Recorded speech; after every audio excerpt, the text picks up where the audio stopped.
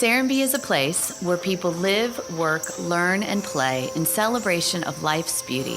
And we're here to share the stories that connect residents and guests to each other and to nature. This is Serenbe Stories.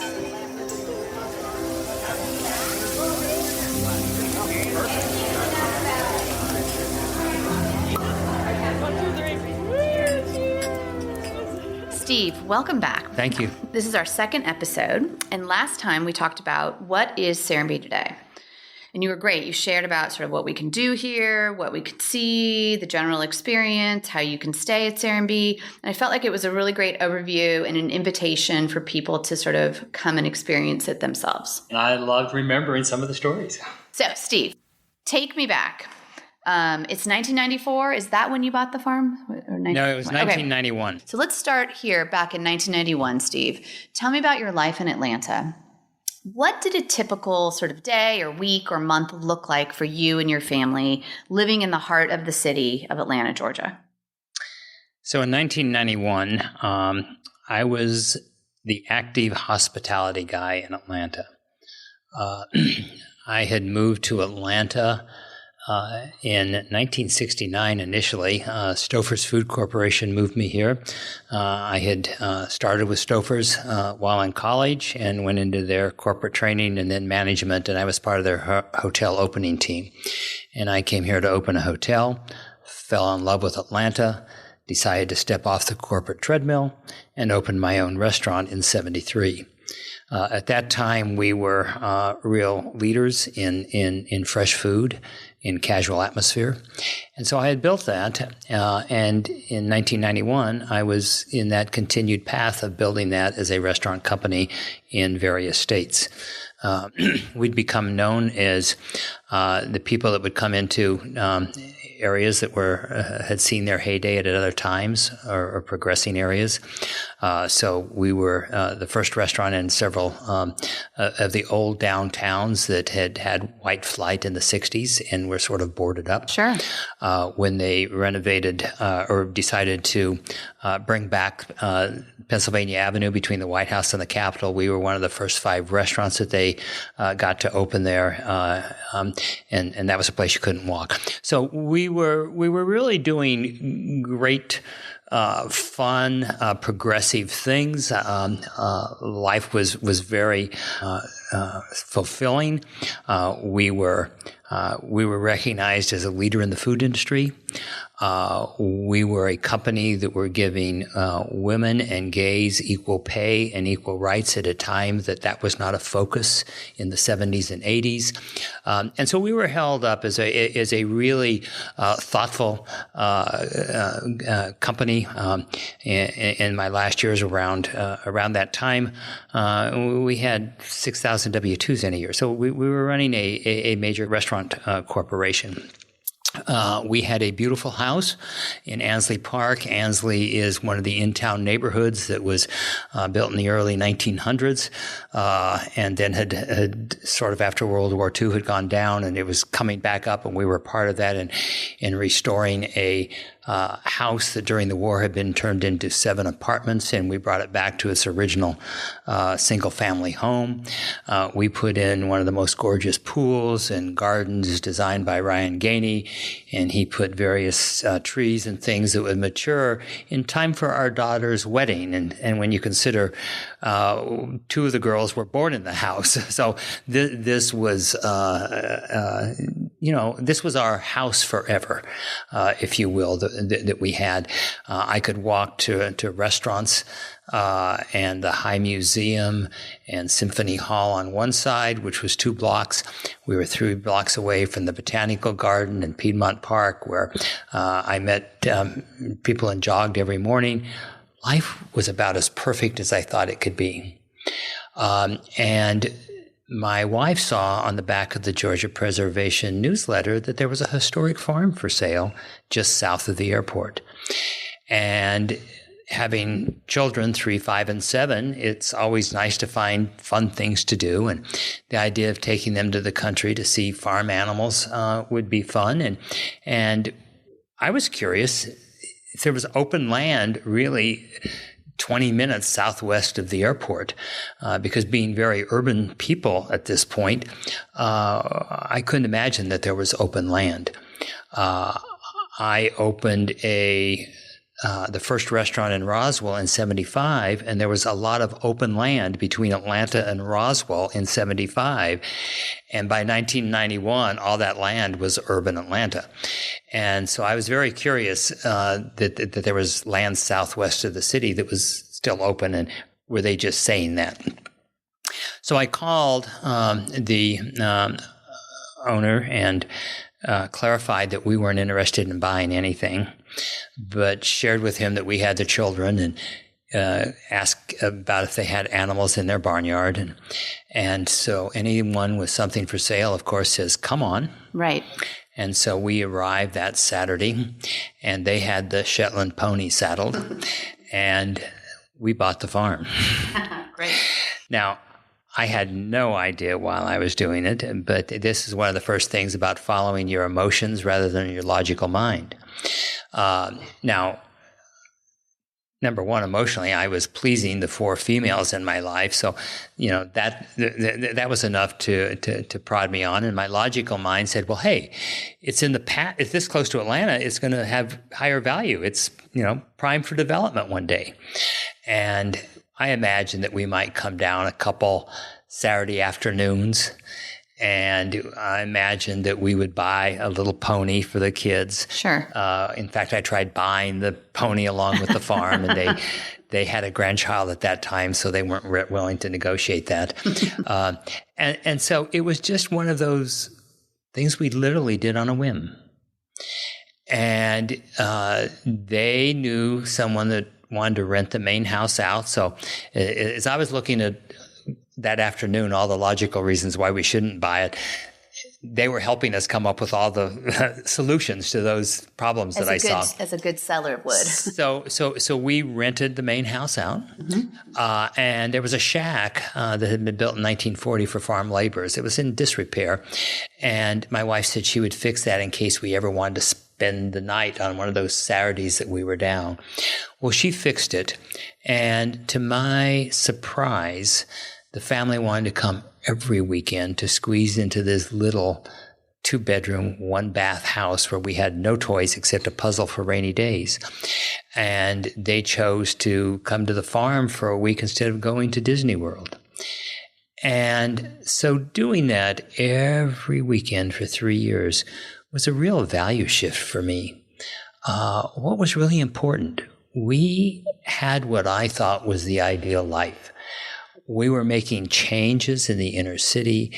We were regarded as a very responsible company. We had tremendous culture.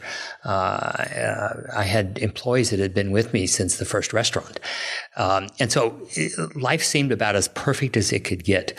I was on various boards locally and nationally. I was on doing all the right things for the arts and for the balls for diseases. And my wife had, the gowns to go to these parties, and we had, I can't think of anything that from the lens that we had of success that we were missing. And yet, where we found that really wonderful thing that really fed our souls rather than our ego, as I look back at it, it was the time here in the nature. And it was during those times that Marie named the farm, because we found when we could slow down to simply be, we were finding that serenity. We were finding that thing I think we're all searching for, even if we can't name it. And so this land then became Serenbe before there was anything other than the land and our shack and the old 1904 farm. Right. So tell me a little bit about that. So it was 1904 farm. You saw it on the historic register. It became yours. So for 3 years you came down on weekends. But what made you come down full time? So as a kid who grew up on the farm, I could hardly wait to run away from it as far as I could and get into what I thought was successful, whatever the profession was. And then when I had that successful company and that successful career, and we brought our kids out, I watched them connect to nature, but more importantly, it pulled me back into the real values of that connection to nature. And that was part of that value shift. It wasn't just the importance of nature, but in the city, we had literally everything money could buy. And it wasn't we were unhappy with it, but there was just a difference in what we were experiencing as a family union and what I was experiencing as an individual when we connected to nature without any organized plan or schedule. And thinking about that over the 3 years, initially not consciously, and I found that I was increasingly irritated on the Sunday nights that stretched to Monday mornings, that I was returning to this lifestyle that I had perceived as total success. Right. And it was that slow drip of 3 years, 900 and some days, that one day at a time, I can't remember just exactly, but there was that build until there was a Monday morning that we were driving back into the city. And to set things, I had sold part of my company to finance the growth. And there was an option on the table to sell the balance of it because they were going public or had gone public. This was a January following a big political season that November. And we'd had a lot of political parties, especially for the mayor of Atlanta. My candidate had not won. And I was feeling bruised on that. You can have different political opinions, but there were some real moral issues on that race. And friends and business associates were divided, and I was having trouble resolving that in my mind. And I was just several things, both business-wise, I was not enjoying. Suddenly I realized the running a big company, the travel schedule, we were in, while a lot of times because we were on the East Coast, I could fly out early in the morning and be back to at least tuck the kids in for bed. But I just wasn't getting that much enjoyment. And I was serving on boards, but it felt like I was just putting in my time and we weren't doing anything. So all of this was kind of stirring at me at different levels. And then one Monday morning, after having just this wonderful, peaceful walking in the woods, sitting by the stream, just our family, we were driving back, and I was a little irritated about going back, maybe not really admitting it to myself, but I could feel that irritation. And suddenly, as we were driving down I-85 into the city, there was this cloud cover that was worse than I remembered it being. It was one of those mornings that I think there was high alert you had to do. And just there, I said, why? I don't have to do this. Right. I have an opportunity to sell the company. I know I could sell the house because there were a lot of political people that said, if you ever want to sell that were at these parties, let me know.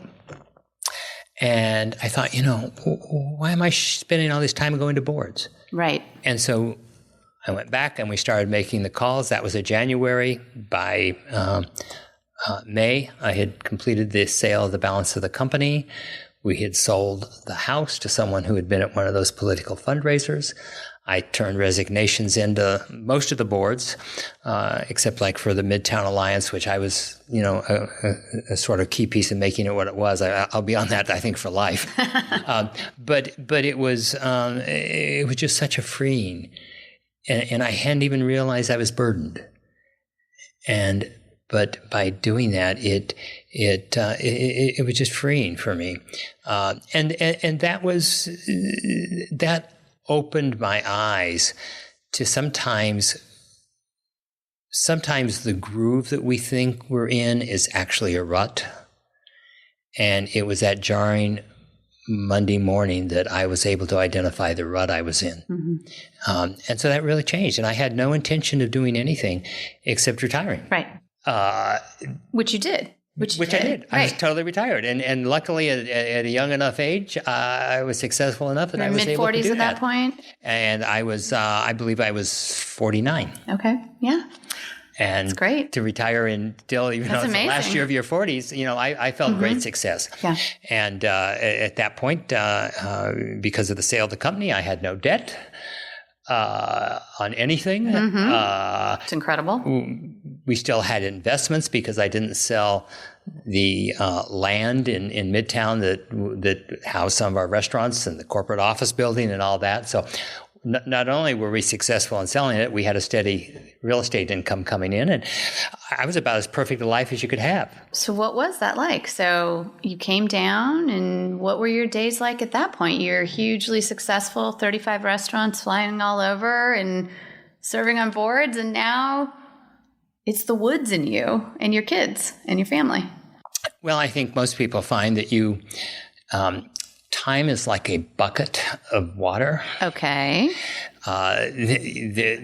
Your time is absorbed. It's the quality of what that time is. Okay. Yeah. Now, that first year was very involved because suddenly we had a construction project. We were restoring the 1904 home for our permanent house.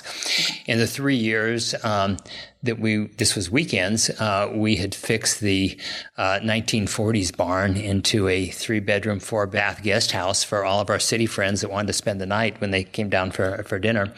And I tried hard to figure out how to connect the old farmhouse to that barn, maybe 75 feet from the house. And we just couldn't find, working with an architect, a logical connection that worked. And so we started actively renovating the house to fit some of the things that we wanted. So, it was the big summer living room with screen porch, and we had these wonderful day beds that hung under the fan and on the screen porch, and those 2 rooms are now what is the Farmhouse restaurant. But that was one of our first additions. And then we added 3 bedrooms for the girls because we had squeezed into the farmhouse. And Garni, our oldest daughter, her bedroom was a closet, literally. And Kara, our middle daughter, had a little lean-to. And the 3 of them had decided to give Quinn the one bedroom, but they had a reason for it. She could have all the toys. So they each had private spaces, even though they were small. But Quinn, being the youngest, didn't quite realize that the bonus she got also meant that she didn't have a private room. She was the playroom. It was the playroom. And so our first task was, or the next task then was to add an addition. And if you visit the inn, that's rooms 2, 3, and 4, and they are the exact footprint.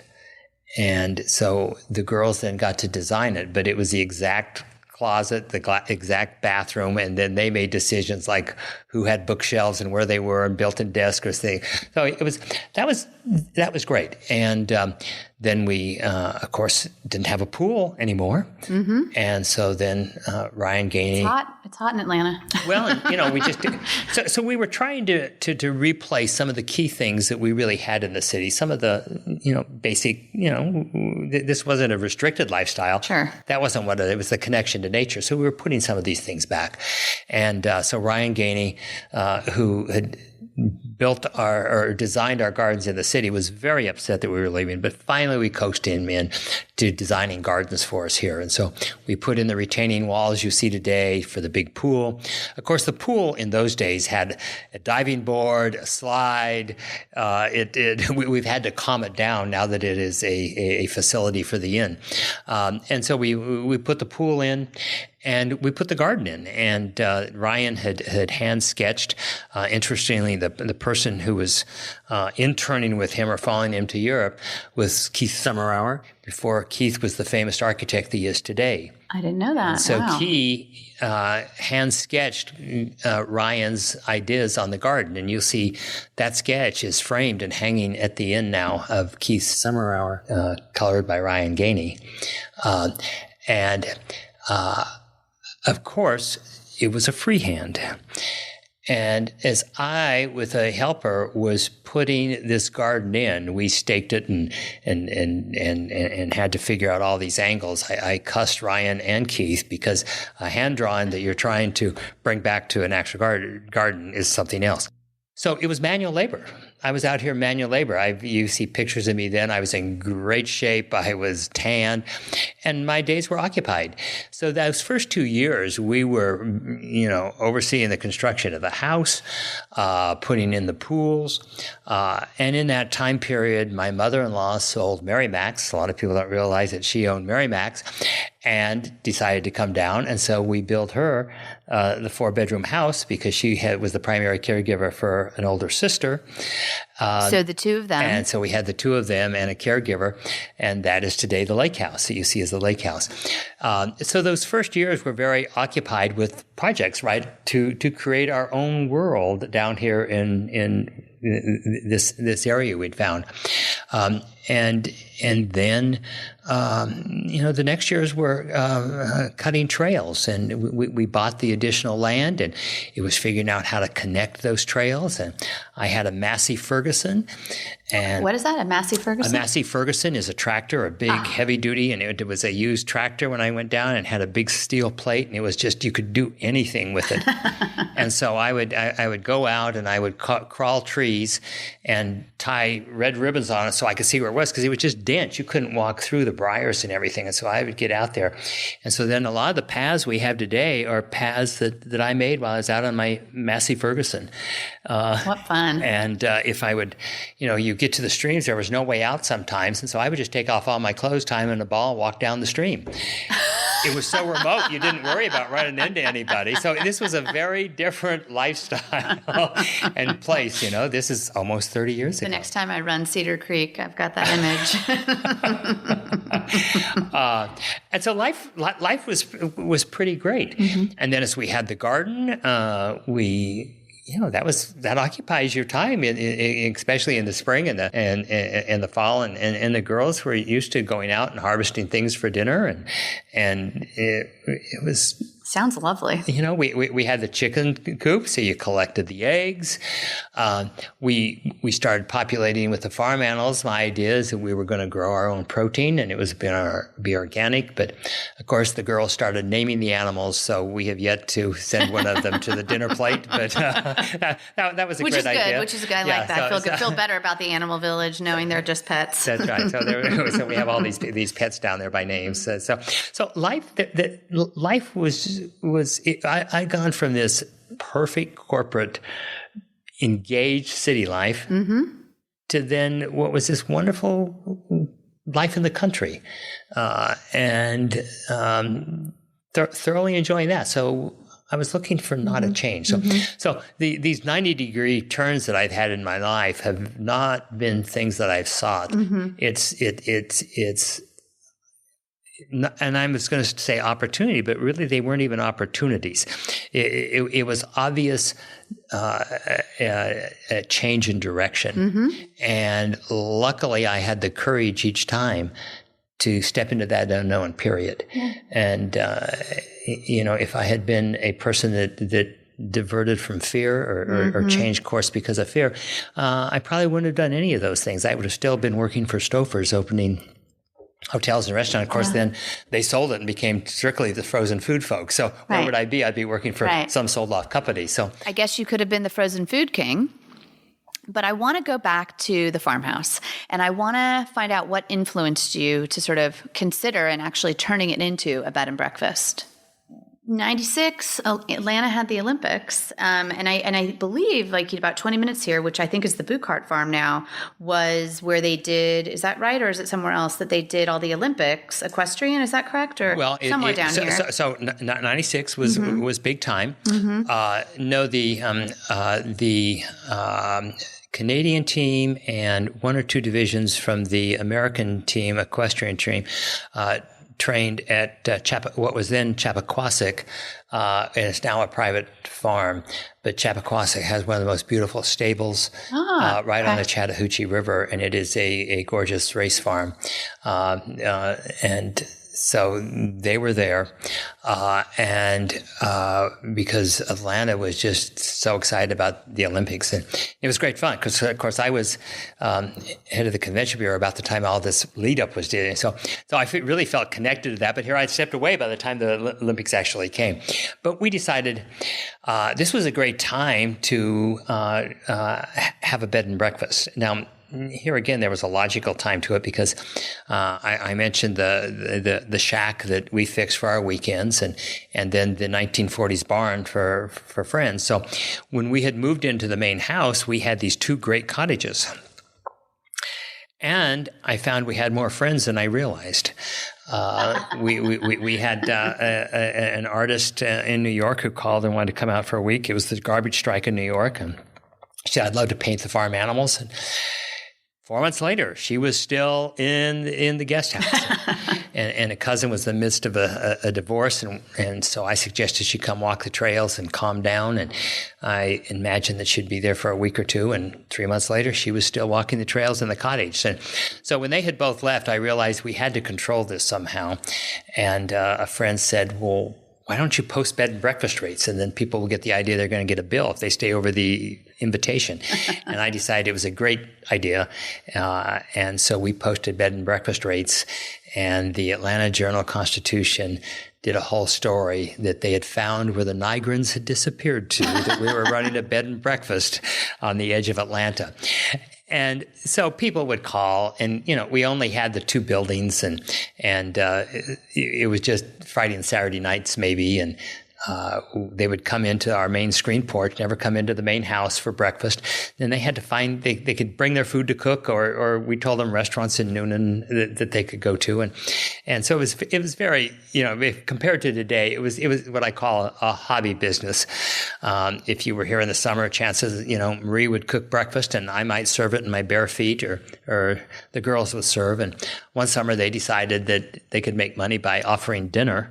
And so they started, and that whole summer, and it was their total business, and they did very well. In fact, I believe Garney used that money as a down payment for her first car in college, and so there's lots of stories. That's great. And I think Kara, had that money until just after she was married, and used that for. Good for her. So they made good money that summer by serving a restaurant. So it was a fun time we were having.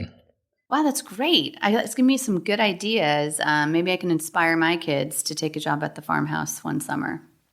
So there's a book by a gentleman and author, Richard Louv, called Last Child in the Woods, that we talk about a lot here. But before you knew who he was, I heard that there was a story that either you or Marie, your wife, had read a review in the New York Times book review. And can you sort of tell me a little bit about that and what that sort of meant to you? Yes, it was... Well, when we moved out here, our circle of friends, parents at the school, thought we were absolutely crazy. They could not understand why we were picking up our family from what appeared to be an ideal life, convenient to so many things that we think we worry about. And we were coming out here to what they considered the sticks. And I mean, they really questioned our parenting skills or our decisions, and we were just confident that this is what we were doing. I just felt it. And so when Richard Louv wrote the book, and now this is 11 years ago, so let's see, that was, I forget how many years after we had moved here, we had 3 different people who mentioned it. Someone even sent us the book. And so suddenly they were understanding why we had made the decision. Now, I had never been able to put our decision into logical words. It just was something I felt. And so I sent Richard a note and said, "Thank you for giving voice in word to what we intuitively knew," and shared with him our story of having moved the family full-time in 94 to raise them in connecting to nature, and what a difference that I could see it had made, and that they were at that point in high school and launching, and they had a self-confidence that part of that I identified with that logical mind development that Richard talks about by being able to connect to natural nature without a hovering parent. And so Richard responded back and thanking me and suggested that I might want to come to one of their nature connections. And so I attended, and I was a unique person because at that point we'd started Serenbe. And I was a developer showing up in a group of primarily parent, teachers, camp leaders, nature advocates. And Interesting. so there was a curiosity as to why I was there. And gradually, I think at that first I was invited to sit with Rich at lunch table one day. He wanted to know why I was there. And that started a friendship that lasts to this day. At that, I was about the point that they decided to make these gatherings more formal and to start actual conferences, and they were moving forward with a lot of things with the group, their Natural Leaders Program, which had been a piece of it. And so rather than just a gathering, it started becoming more formal. And they were bringing on a different executive director, and the group asked me to then go on the board.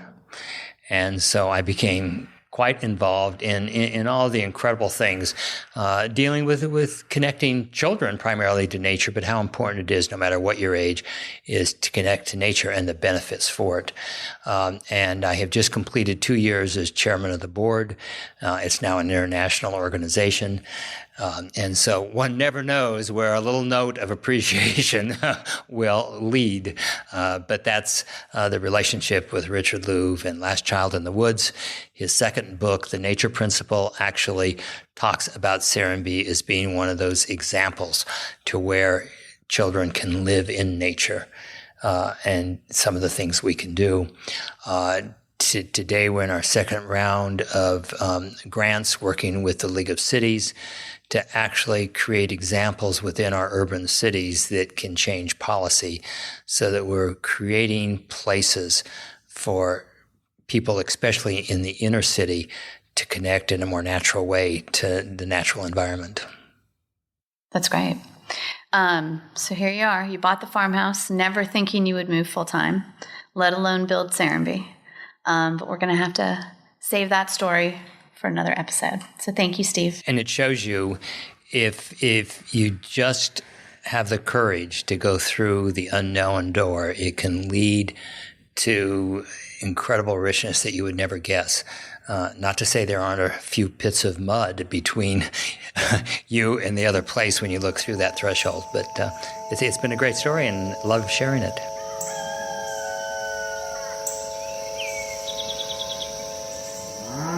Thank you for listening to Serenbe Stories. New episodes are available on Mondays. You can subscribe anywhere you listen to podcasts. For more details, visit our website, serenbestories.com.